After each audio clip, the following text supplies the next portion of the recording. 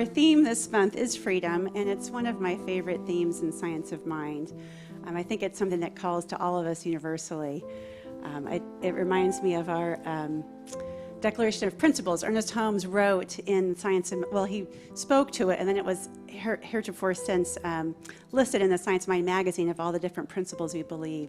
And so one of them says that emancipation from all discord is the ultimate goal of life, and that goal is to be surely attained by all. And that isn't that the truth? I think that's the cornerstone of a spiritual path, and it's universal. I think every human has experiences of suffering or pain or constriction, and they seek a larger truth, a greater experience in the midst of that human experience. And so all of us on this path are seeking ways to awaken and expand into the experience of freedom. So that's what we're here to do. So when I think about freedom, I think about freedom from and freedom to. We're celebrating freedom today, our freedom from England and a colonial oppressive power. Last month we celebrated Juneteenth, and we celebrated the freedom freeing black people from slavery. But I think about that, and I think freedom from slavery wasn't quite the same as freedom to enjoy a thriving and prosperous life.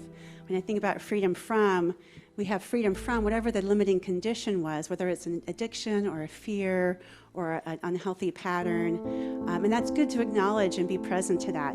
But it's also good to turn into freedom to. Where am I going? Sometimes the universe pushes us or gives us that universal 2x4 to wake us up out of what we need to be free from.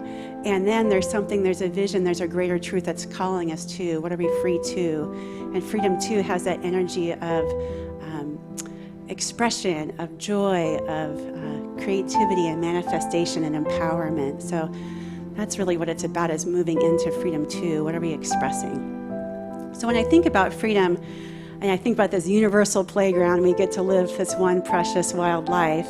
There's different sandboxes we play in, and I think about all the different opportunities we get to experience and practice freedom, practice what work needs to be healed so that we can move into a greater expression and of freedom. So that first place for me is the individual. Where am I not free? Where do I feel constrictions? And usually it's some sort of pattern or old belief. Sometimes it's an inner critic, a voice that comes up. For me, sometimes that saying from Teddy Roosevelt, comparison is a thief of joy. Sometimes I think comparison's a thief of freedom.